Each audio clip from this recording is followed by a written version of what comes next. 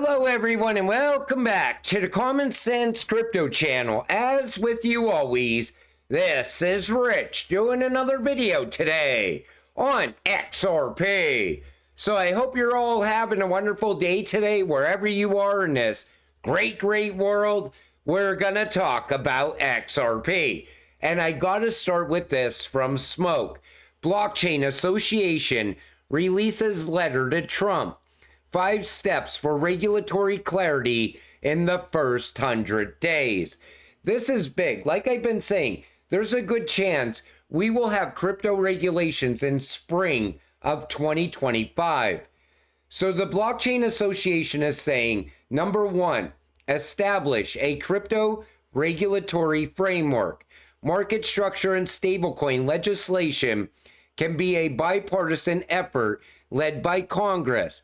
Establish a fit-for-purpose framework for digital assets that encourages innovation while protecting consumers. And that's what we need. We need innovation to start really amping up in the United States. I think we still have some catching up to do with the rest of the world when it comes to digital assets. End the debanking of crypto. Crypto companies and users have been unjustly denied access to traditional banking rails critical to paying employees, vendors, and taxes. This practice should end immediately. And I agree. Even Brad Garlinghouse from Ripple was debanked recently by Citi. That should not be happening. Just because you want to invest in crypto, your bank should not be debanking you because of that. Appoint a new SEC chair and roll back SAB 121, the agency's punitive anti-crypto accounting guidelines. For too long, the crypto industry has been subject to a hostile SEC and its regulation by enforcement approach. New leadership at the SEC is critical to ensure a fairer, more transparent, and more effective regulatory environment. SAB 121 is huge. It allows the banks to get involved with digital assets. That will open up more options at the banks. It will help the traditional banks in so many ways. Appoint new leadership at the Treasury Department and IRS. Tax treatment of digital assets is irregular, and proposed rules, such as the broker rule, may drive promising companies and projects of the industry offshore entirely. It's also critical that Treasury creates a welcoming environment for software developers and prioritizes privacy for all Americans. Here's what I'm going to give you. This is the path I'm taking. Don't sell your crypto in 2024. Don't even take profit in 2024 because you are going to be on the hook for capital gains taxes. And then Trump takes office in January and right away decides, okay, we're going to do away with capital gains on US-based cryptocurrencies. So now you took profit on your XRP, you paid the capital gains to the IRS, only for Trump to then do away with capital gains tax. I think it's better to wait until after the first of the year, 2025, to take profit on XRP. And why would anyone want to sell any of their XRP in 2024? The real money, the real price moves, in my opinion, are going to happen in early 2025. Develop a crypto advisory council to work with Congress and federal regulatory agencies. Public-private partnerships are critical to establishing smart rules that work for industry while protecting consumers. Our industry is eager to engage with your administration directly. So it looks like they want to go to work with the Trump administration. I like all of this, and I want to see this gain traction once Trump takes the White House in January. But that is perfect. The Blockchain Association nailed it. This comes from Smoke, posted right before November. This was your warning about the current price action. Smart money is tracking every key on-chain indicator to maximize profits. The real explosion hasn't even started yet. You know, the institutions were warning you before XRP broke out. They were telling you this was coming. And most people would rather sit around on X and say, XRP's never going to move. Look, it's still stuck here at 54 cents. It's a dead cryptocurrency. And look what happened next. That's why whatever the institutions are looking at, that's where you want to park your money. Now, in previous videos, I talked about how people will be going to work in the future and their boss will be just sending them money throughout the day. And a lot of people said that's never going to happen. Well, ILP, Interledger Protocol, and micropayments is how that happens. Take a listen to David Schwartz here. The same is true of ILP. We can innovate both below it and above it. But the main point that I want to make is that ILP is a micropayment technology. Over 1 billion ILP payments in 2018. And there's a reason that's important. You can do everything with a micropayment. Micropayments are kind of like packets. If you think about the way the internet works, it sends a packet to its destination with the best effort. ILP does the same thing. The smarts are at the endpoints, and the same thing is true with ILP. So if I want to send somebody $100, I can just sort of start streaming money at them, and when it gets to $100, I can stop. And that's how your boss would be streaming money at you. You clock in, the money starts streaming. You clock out, and the money stops. Next day, the process starts again. But once we get to this point, any XRP holder out there is most likely already going to be retired. But micropayments, that's a massive market. And I think that's why Ripple went in that direction early on. That's David talking about Interledger Protocol all the way back in 2019. Now you have the BIS talking about Interledger Protocol. You have all these institutions talking about Interledger Protocol because this is the future. Ripple, sure, there's still going to be cross-border payments, massive cross-border payments happening, but there's also going to be billions upon billions, most likely trillions upon trillions of micropayments happening as well on the XRP ledger. Breaking, Donald Trump has chosen Scott Bessent to be the next Secretary of the Treasury. Take a listen to what he says here. I've been excited about the president's embrace of crypto, and I think it fits very well with the Republican Party, the ethos of crypto's about freedom, and the crypto economy is here to stay. The Democrats are running from it because they're trying to wash off the stench of Sam Bankman-Fried and his family's donations to the Democratic Party. So they're willing to take down a whole industry because of bad behavior. And that's what we watched happen back in 2022. And that's why they don't want to embrace crypto, because there's too many skeletons in their closets, people that were accepting donations, and money laundering was happening as well. But I like Scott Bessent. He likes crypto. He says the crypto economy is here to stay. And here's what Brad had to say about him. I don't want to get too far ahead of myself, but Scott Bessent is the perfect pick by real Donald Trump. He will be the most pro-innovation, pro-crypto Treasury Secretary we've ever seen. And it's all bullish. I mean, Trump's picks are bullish picks for the crypto industry so far.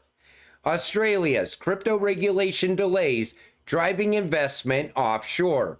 And now Australia, because they're not putting regulations in place, they're driving innovation out of Australia.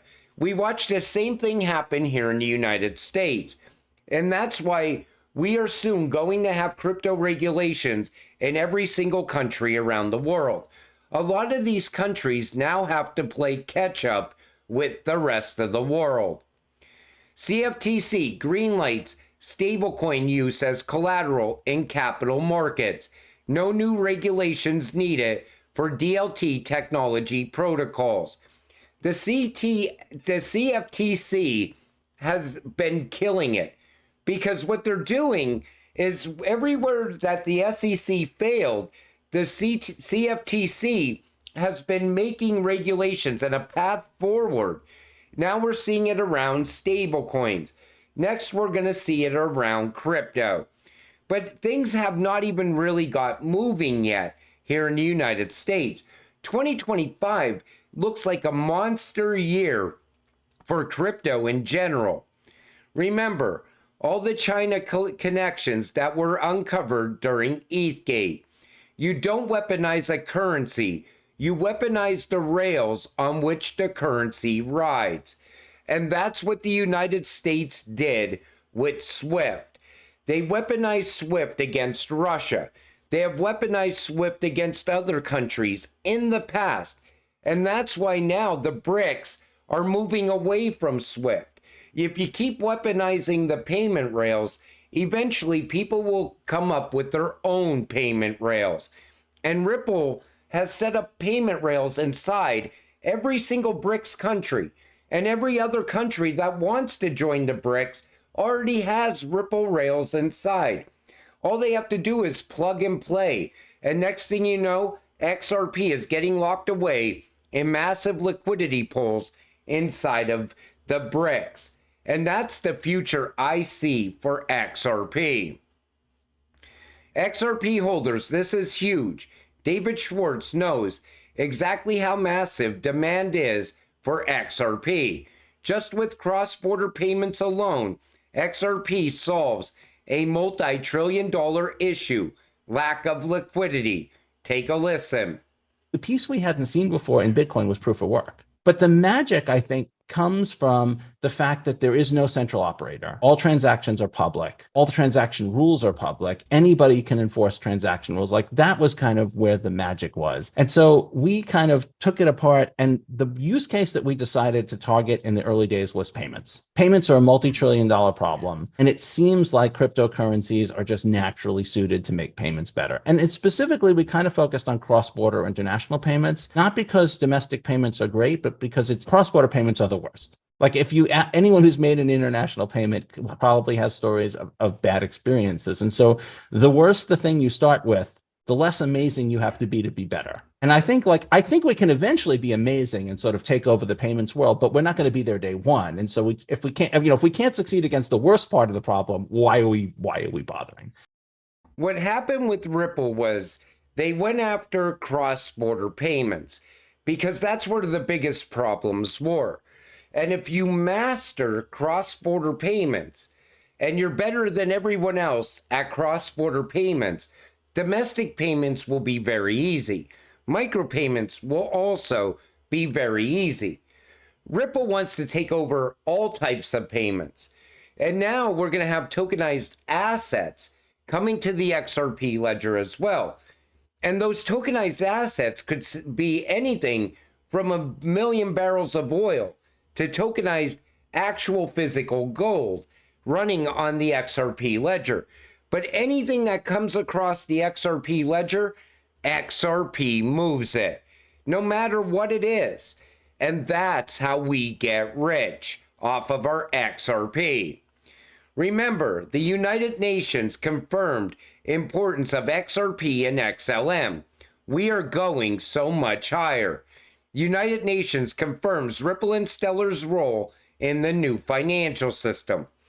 Now, the United Nations, they're looking at Ripple and they're looking at XRP and XLM the same way we're looking at XRP and XLM. They want to make sure that they could get humanitarian aid from point A to point B in a matter of seconds for the cheapest amount of fees. They're also looking at XRP and XLM as the future. They see it as the future of cross-border payments. Same reason the IMF is looking at these two cryptocurrencies. The BIS, the ECB, every other central bank out there. Because everybody wants to use what's best to send money from country A to country B.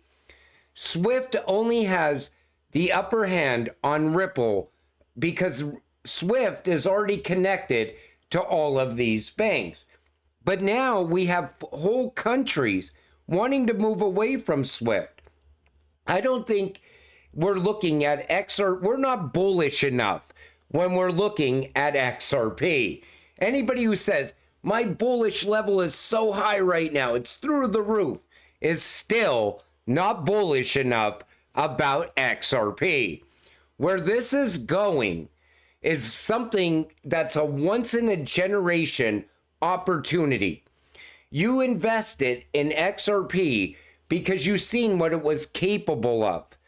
You see how big it can possibly become. But whenever you think of it, you know how big this actually is. It is still so much bigger. XRP is going to be a 3-digit cryptocurrency. It's going to become a 4-digit cryptocurrency. Then it's going to go on to be a 5-digit cryptocurrency. And if you're still holding by the time we get to 5 digits, you are going to have generational wealth. Now, the time frame for that to happen, most people would say XRP will be a 5-digit asset by 2030. I still think it's going to be a 4-digit asset, most likely by early 2026.